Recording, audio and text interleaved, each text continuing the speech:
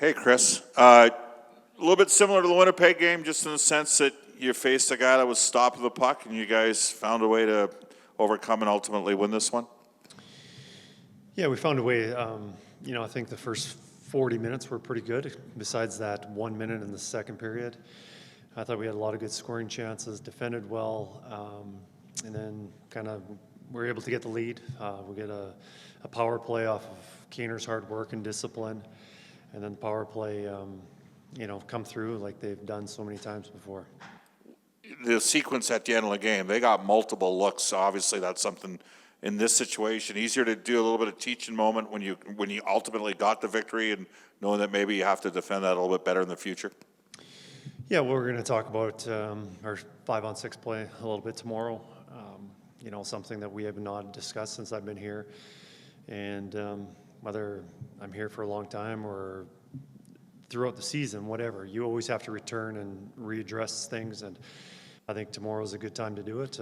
We've had a lot of 5-on-6 play lately, so we've got a lot of video to look at and teaching clips, and we just want to sharpen that up, and especially with teams pulling their goalie so much earlier now that you might, obviously have to get ready for 1-2 lines, but now it's 3 and possibly 4. Power play, I realize you weren't here in the when Tyson Barrie was running it, but there was a time when this power play scored from the edges and Draisaitl and McDavid came off the other edge. We keep hearing how it's being defended differently, and probably it needs more point shots to get pucks to the net. Are you seeing that, and does that make you appreciate having a guy like Bouchard at the top?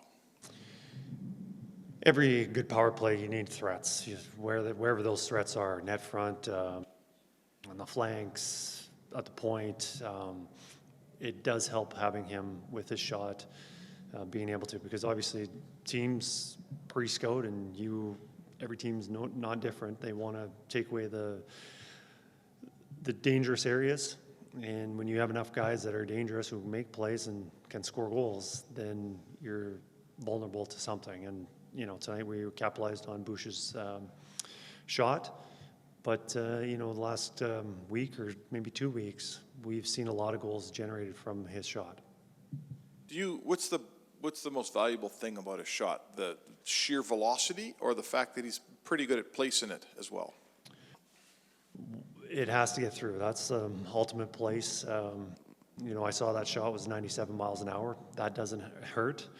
I don't know. It's definitely a skill that there's plenty of guys who can place a puck in a certain location. There's plenty of guys that have the velocity and can really hammer it like that. But, there's a few guys in the NHL that can do both.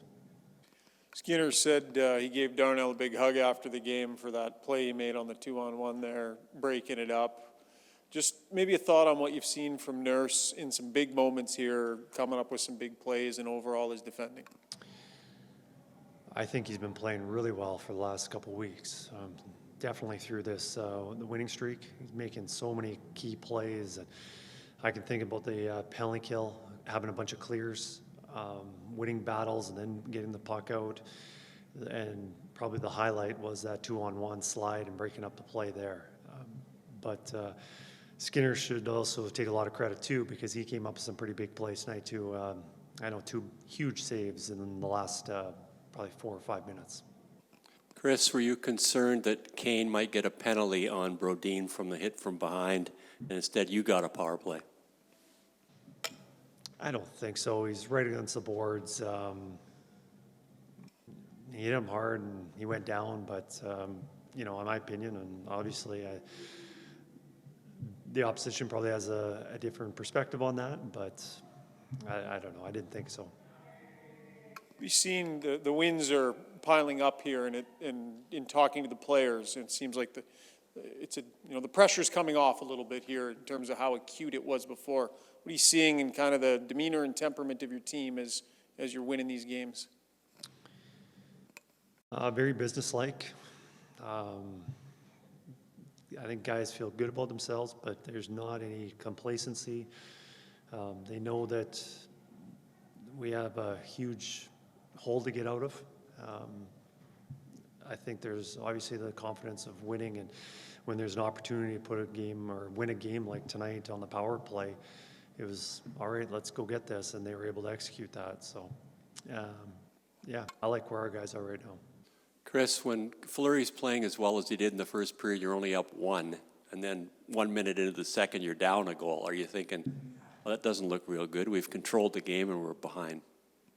Yeah, no, it's, we dominate for 21 minutes and we're down 2-1, and that's tough. But, you know, I like our guys. We stayed the course. We didn't change our game plan. I didn't hear complaining. I didn't hear frustration, or I didn't see any frustration on the bench.